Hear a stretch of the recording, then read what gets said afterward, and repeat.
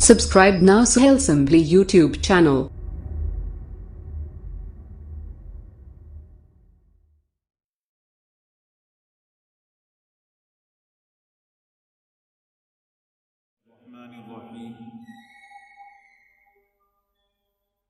قابل احترام پیارے بزرگوں اور عزیز نوجوان ساتھیوں،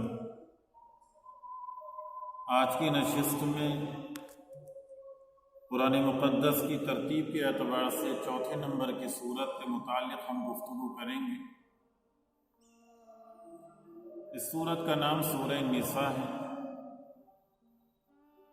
لفظ نساء قرآن مقدس کے اندر 59 مقامات پر استعمال ہوا ہے۔ اس سورت میں 24 رکوع ہیں، 176 آیتیں ہیں،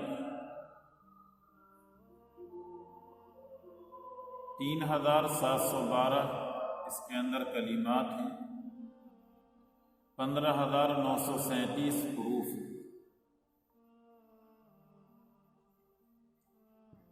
سورہ نساء، لفظ نساء کے معنی آتے ہیں خواتین، وومن۔ اس صورت کی اہمیت کو اور اس صورت کے مضامین کو اگر ہمیں سمجھنا ہے تو اللہ کے رسول علیہ السلام کی بعثت سے قبل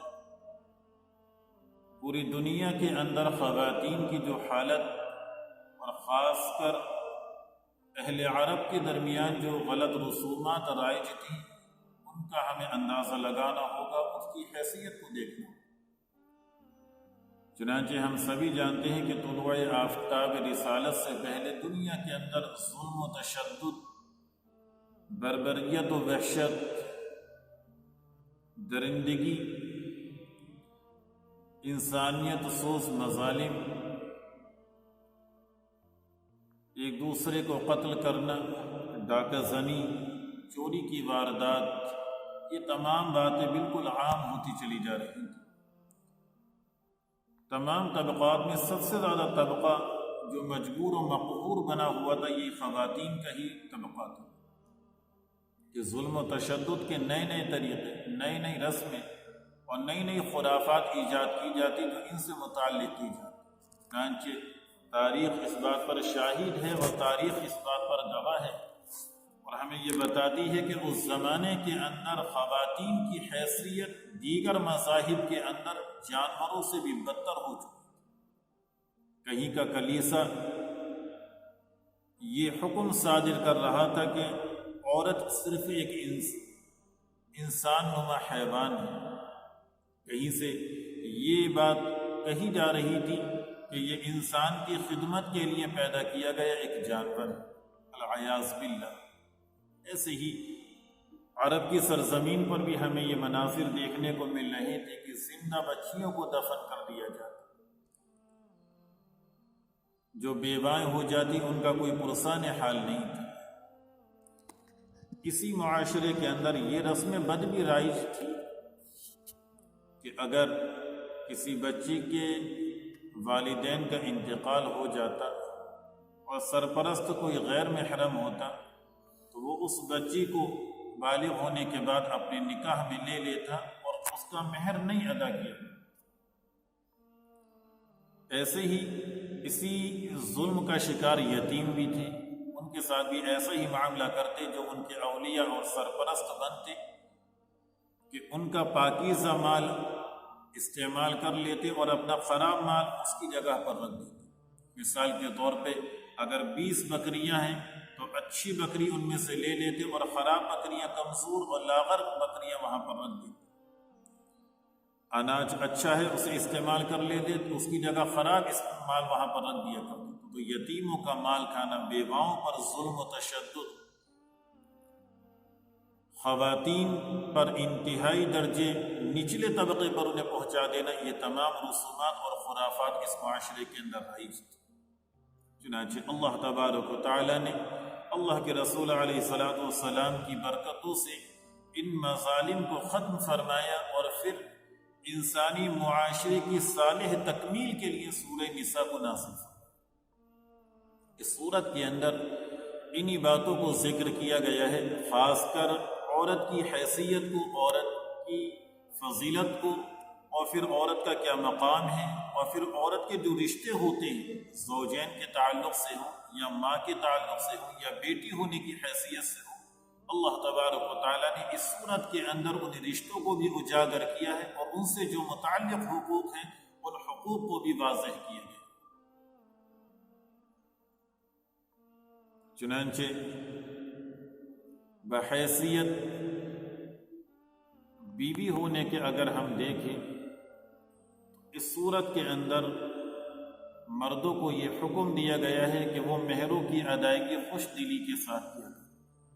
جو مہر مقرر کیا گیا ہے اس مہر کو پورے طریقے سے ادا کیا کریں۔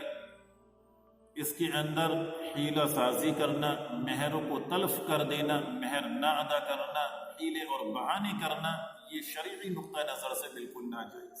فی الوقت ہمارے معاشرے کے اندر یہ رسم بد بہت تیزی سے پھیلتی چلی جا رہی ہے کہ مہر یا تو اتنے کم باندھے جاتے ہیں، حالانکہ شادیاں بہت اعلیٰ پیمانے کی لاکھوں میں شادیاں ہو رہی ہیں، 15 20 لاکھ خرچ کیے جا رہے ہیں، لیکن جب مہر باندھنے کا نمبر آتا ہے تو 2000 4000 5000 پر اکتفا کیا جاتا ہے۔ یا بعض اوقات یہ دیکھنے میں آیا کہ مہر اتنے زیادہ گرا باندھ دیے جاتے ہیں اور اس کا مقصد یہ ہوتا ہے کہ ادا نہیں کیے جائیں گے، بعد میں معاف کرا لیے جائیں۔ خدا کے واسطے اس طرح کی غلط باتوں سے اور غلط نظریوں سے، غلط نیت سے اپنے آپ کو بچائیں۔ لڑکی کی جو حیثیت ہے اس حیثیت کو مد نظر رکھتے ہوئے ہی مہر ادا ہونا چاہیے۔ اور اس کا سب سے آسان طریقہ ہمارے یہاں یہ ہے کہ لڑکے والے عموماً لڑکی کو جویلری چڑھاتے ہی، اس زیورات کو جو آپ چڑھا رہے ہیں انہی میں سے کوئی چیز مہر کے طور پر دے دے، استعمال اسے ہی کرنا ہے زندگی میں۔ لیکن ہوتا یہ ہے کہ ہمارے یہاں ذہنوں میں یہی سے خرافات ہوتی ہے کہ اگر رشتہ بگڑ گیا ایسا نہ ہو کہ تمام جویلری کے مالک وہ ہو جائے، ہم کیوں 2-4 ہزار سے بات بن جائے۔ جب نیتوں کا فساد اس رشتے کی ابتدا کے اندر ہی پیدا کر دیا گیا تو اندازہ لگائیے کہ اس رشتے کے اندر برکتیں کہاں سے حاصل۔ اس لیے میرے عزیزوں، درخواست ہے کہ اس رسم بد کو ختم کیجیے، مہر خوشدلی کے ساتھ حسب حیثیت باندھا جائے اور کوشش یہ کی جائے کہ اسے نقد ورنہ جتنا جلد ہو سکے اتنا جلد ادا کر۔ میاں بیوی کے رشتے کی اہمیت کا اندازہ آپ اس سے بھی لگا سکتے ہیں کہ سورہ نساء کی جو بالکل ابتدائی پہلی آیت ہے، اس آیت کو خطبہ نکاح کے اندر بھی پڑھا جاتا ہے اور اس کے ذریعے سے اس رشتے کے آغاز کی طرف اشارہ دیا جاتا ہے کہ یہ واحد ایسا رشتہ ہے جو دنیا کے اندر، بلکہ یوں کہہ لیجیے جنت کے اندر انسانی بقا کے ساتھ جس رشتے کا وجود عمل میں آیا ہے وہ میاں بیوی یعنی حضرت آدم اور حضرت حوا علیہ السلام کا ہی رشتہ۔ اس رشتے سے ہی دنیا پنپی ہے، باقی رشتے سب اپنی جگہ۔ اس لیے باری تعالیٰ نے جہاں اپنے انعامات کو ذکر کیا ہے 21ویں پارے میں 5ویں رکوع سے 6ویں رکوع تک وَمِنْ آیَاتِهِ وَمِنْ آیَاتِهِ وَمِنْ آیَاتِهِ کے ذریعے سے کہ اللہ کا انعام ہے، اللہ کی قدرت ہے کہ اللہ نے تمہیں یہ بھی عطا فرمایا، یہ بھی دیا۔ اسی میں سے اللہ نے جس رشتے کو ذکر کیا ہے وہ یہی زوجین کا رشتہ۔ اس لیے اللہ کے رسول علیہ السلام نے مردوں کو تلقین فرمائی کہ تم میں سے بہترین انسان وہ ہے جو اپنے اہل و عیال کے حق میں بہتر، اپنے بیوی بچوں کے حق میں بہتر۔ بلکہ ایک اور صحیح حدیث میں تو یہاں تک وارد ہوا ہے کہ جب میاں بیوی ایک دوسرے کو محبت کی نگاہ سے دیکھتے ہیں تو اللہ تبارک و تعالیٰ انہیں رحم کی نگاہ سے دیکھتے ہیں۔ تو لہٰذا جو شوہر ہیں انہیں چاہیے کہ بیوی کے جو حسن سلوک ہیں، انہیں جو بیوی کے حقوق ہیں انہیں حسن سلوک کے ساتھ ادا کریں، رواداری کا معاملہ۔ ایسے باتیں کہ جن سے رشتہ مضبوط ہو ان باتوں کو اختیار کرے، جن سے رشتہ کمزور ہوتا ہو ایسی باتوں سے اجتناب کرے، ایسی باتوں سے احتیاط کرے۔ اور اس کے لیے سب سے جو بڑی چیز ہے اس رشتے کے اندر، جو بگاڑ کا بھی ذریعہ بنتی ہے اور جو اصلاح کا بھی ذریعہ بنتی ہے، وہ ہے زبان کا استعمال۔ یہی تو وجہ تھی کہ اللہ کے رسول علیہ السلام حضرت عائشہ کو کہیں محبت میں عائش کہہ کر پکار رہے، کہیں حمیرہ کہہ کر پکار رہے۔ آپ جس جگہ سے حضرت عائشہ نے پانی پیا اسی جگہ اپنے لب رکھ کر پانی پی رہے، جہاں سے حضرت عائشہ نے گوشت استعمال کیا وہیں سے آپ گوشت استعمال فرما رہے ہیں۔ آپ فرما رہے ہیں اے عائشہ تم مجھے ایسے ہی محبوب ہو، مجھے تم سے ایسے ہی محبت ہے جس طریقے سے عرب کے لوگ شہد اور کھجور کا استعمال محبت کے ساتھ کیا کرتے ہیں، رغبت کے ساتھ کیا کرتے ہیں۔ حضرت عائشہ مسکرائیں اور آپ فرمانے لگے اللہ کے رسول مجھے بھی آپ سے ایسے ہی محبت ہے جیسے عرب کے لوگ مکھن اور کھجور کا استعمال کیا کرتے ہیں۔ آپ خوش ہوئے اور آپ نے فرمایا کہ عائشہ تمہارا جواب بہت شاندار۔ ایک اور موقع پر آپ نے ارشاد فرمایا اے عائشہ جب تم مجھ سے خوش ہوتی ہو تب بھی میں پہچان لیتا ہوں، اور جس وقت تم ناراض ہوتی ہو اس کیفیت کو بھی میں سمجھ لیتا ہوں۔ حضرت عائشہ عرض کرنے لگی اللہ کے رسول وہ کیسے؟ آپ نے فرمایا کہ جس وقت تم مجھ سے خوش ہوتی ہو تو یہ کہتی ہو کہ محمد صلی اللہ علیہ وسلم کے رب کی قسم، اور جس وقت ناخوش ہوتی ہو اس وقت کہتی ہو کہ حضرت ابراہیم علیہ السلام کے رب کی قسم۔ حضرت عائشہ عرض کرنے لگی اے اللہ کے رسول یہ ناراضگی صرف ظاہری ہوتی ہے، میرا دل بالکل آپ کی طرف سے پاک اور صاف ہے۔ ایسے ہی عید کا وہ منظر آپ یاد کیجئے کہ جب اللہ کے رسول علیہ السلام نے حضرت عائشہ کو آواز دی ہے کہ اے عائشہ آؤ، مسجد نبوی کے صحن کے اندر کچھ حبشی نیزہ بازی کا کھیل دکھلا رہے تھے۔ آپ نے فرمایا کہ اے عائشہ کیا تم یہ کھیل دیکھنا چاہتے؟ آپ عرض کرنے لگی جی اللہ کے رسول میں دیکھنا چاہتی۔ چنانچہ آپ اللہ کے رسول علیہ السلام کے پیچھے تشریف لائیں اور اپنا سر اللہ کے رسول علیہ السلام کی کندھے مبارک پر اس حال میں کہ آپ کا گال اللہ رسول علیہ السلام کے خد سے مل رہا۔ اور جب کافی دیر ہو گئی تو اللہ کے رسول علیہ السلام نے فرمایا کہ عائشہ کیا تمہارا دل بھر گیا؟ حضرت عائشہ عرض کرنے لگی اللہ کے رسول ابھی نہیں، تھوڑی دیر آپ کھڑے رہے، حتیٰ کہ جب حضرت عائشہ رضی اللہ تعالیٰ عنہ کا اس سے دل بھر گیا تب اس موقع پر پھر آپ وہاں سے واپس۔ دیکھیے زندگی جینے کے اطوار اور سلیقے ہیں جو ہماری شریعت نے میرے عزیزوں سکھائے ہیں کہ بیوی کے جو حقوق ہیں کہ اس کے نان و نفقے کا خیال رکھا جائے، اس کے کپڑے پہننے کا خیال رکھا جائے، اس کی جو دیگر ضروریات ہیں انہیں مد نظر رکھا جائے، زبان سے کوئی ایسی کڑوی بات نہ نکالی جائے جس سے رشتے کے اندر کوئی دراڑ پیدا ہو، اس رشتے کو ہمیشہ مضبوط اور پختہ کرنے کی طرف عمل درآمد ہو، اسی کی کوششیں کرنی چاہیے۔ وہیں بیوی کو بھی تلقین کی، اسے بھی چاہیے کہ وہ بھی خوش دلی کے ساتھ اور حسن سلوک کے ساتھ شوہر کی اطاعت اور فرما برداری کے ساتھ وقت گزارے۔ چنانچہ خواتین متوجہ ہوں اللہ کے رسول علیہ السلام کی کتنی بڑی بشارت ان کے لیے ہے۔ آپ نے فرمایا کہ جو عورت 5 وقت نماز کی پابند، رمضان شریف کے روزے رکھتی ہو، اپنی عصمت و عفت کی حفاظت کرتی ہو اور اپنے شوہر کی اطاعت گزار ہو، کل قیامت کے دن اس سے کہا جائے گا کہ جنت کے جس دروازے سے چاہے داخل۔ ایک اور روایت کے اندر آتا ہے اللہ کے رسول علیہ السلام نے فرمایا کہ جس عورت کا انتقال اس حال میں ہوا کہ اس کا خاوند اس سے راضی تھا تو وہ اس کے لیے جنت میں جانے کا فیصلہ کر دیا جائے۔ تو یہ اتنی بڑی بشارتیں اور اتنی خوشخبریاں اس رشتے سے متعلق اس لیے ذکر کی گئی ہیں کہ اسے پختہ کرنے کی کوششیں کی، شیطانی وساوس سے بچا جائے، شیطانی حربوں سے بچا جائے۔ چنانچہ مشہور روایت ہے مشکاہ شریف کے اندر بھی نقل کی گئی، آپ نے سنی ہوگی کہ صبح کے وقت جب سورج کا طلوع ہوتا ہے اس وقت شیطان سمندر کے اوپر اپنا تخت بچھاتا ہے، اس کے تمام کارندے آتے ہیں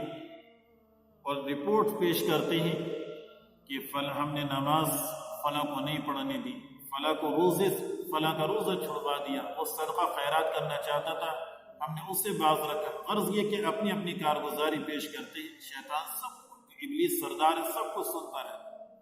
پھر ایک شخص جب یہ کہتا ہے کہ فلاں میاں بیوی کے دلوں کے اندر میں نے دوریاں پیدا کر دی، تو ابلیس اتنا خوش ہوتا ہے کہ اپنے تخت سے نیچے اترتا ہے اور اسے گلے لگا دیتا ہے کہ کام تو یہ ہے جو تم نے انجام۔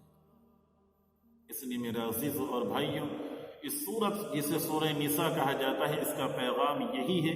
کہ خواتین کے حقوق بحیثیت بیوی ہونے کے جو مردوں پر ہیں وہ ادا کریں، ایسے ہی بیویوں پر جو حقوق ہیں وہ بھی اس کی ذمہ داری کا خیال رکھیں، اس کا پاس و لحاظ بحیثیت بیٹی ہی ہونے کے۔ دیکھیں تو قرآن مقدس کے اندر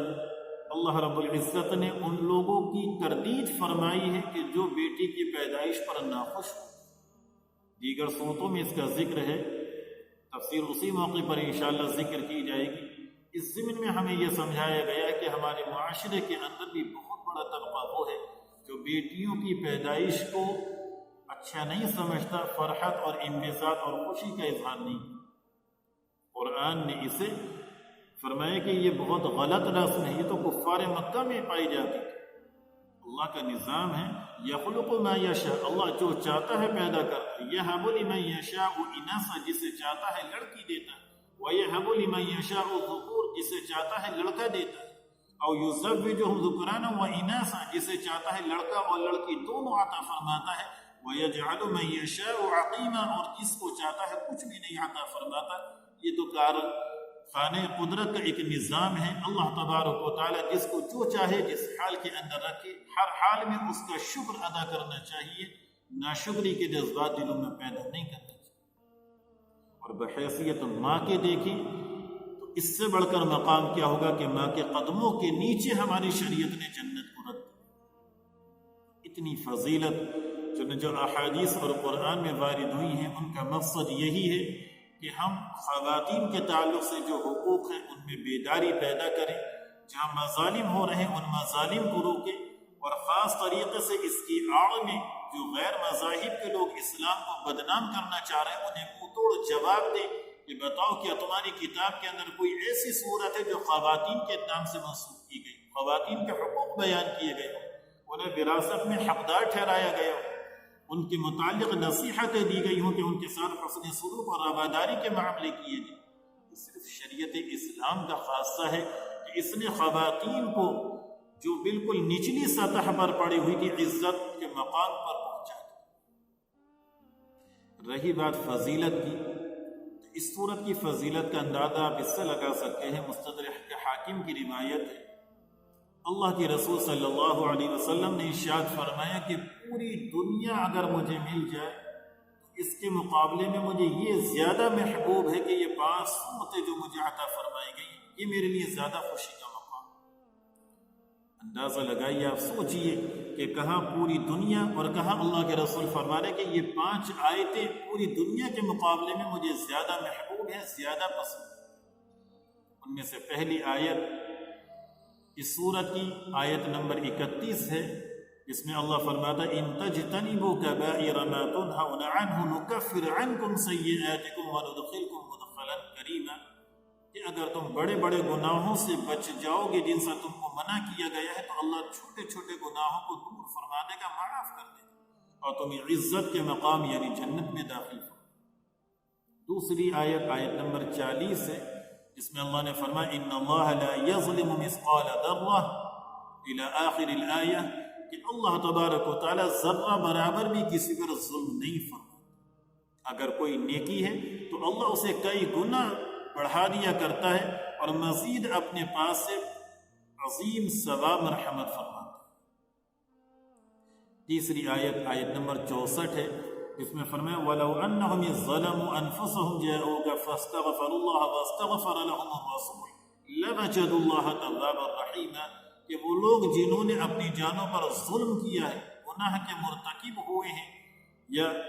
کوئی خلاف شریعت عمل ہو گیا، یا کوئی ایسی بات ہو گئی جو اللہ کی ہم محبوب نہیں ہے، وہ اگر اللہ سے معافی مانگے، اللہ کے رسول کی بارگاہ میں یہ پیغام رکھے، اللہ کے رسول ان کے حق میں معافی مانگے، تو اللہ تبارک و تعالیٰ کو وہ توبہ کو قبول کرنے والا اور معاف کرنے والا ہے۔ چوتھی آیت نمبر 110 ہے، جس میں اللہ نے فرمایا وَمَنْ يَعْمَلْ سُوءًا أَوْ يَظْلِمْ نَفْسَهُ ثُمَّ يَسْتَغْفِرِ اللَّهَ يَجِدِ اللَّهَ غَفُورًا رَحِيمًا، کسی شخص نے اگر کوئی برا کام کر لیا، اپنی جان پر ظلم کر لیا، گناہ کر لیا، پھر اللہ سے اگر معافی مانگتا ہے تو بے شک اللہ تبارک و تعالیٰ ایسے شخص کو معاف کر دے گا۔ پانچویں آیت نمبر 116 ہے، جس میں اللہ نے فرمایا ان اللہ لا یغفر ان یشرک بہ ویغفر ما دون ذلک لمن یشاء، کہ اللہ تعالیٰ شرک کے علاوہ ہر گناہ کو معاف فرما دے گا، اس گناہ کی کوئی معاف نہیں۔ یہ 5 آیتیں ہیں. اگر آپ کو موقع ہو تو کوئی بھی تفسیر اس کی اٹھا کر دیکھیں. بہت شاندار یہ 5 آیتیں ہیں جس میں اللہ تبارک و تعالیٰ کی رحمت، اللہ کی مودت، اللہ کی محبت، اللہ کی جانب سے مغفرت، اللہ کی جانب سے قبولیت، اس چیز کو بہت اچھے انداز میں حاصل ہے. اللہ تعالیٰ ان باتوں پر عمل کی توفیق نصیب فرمائے. السلام علیکم.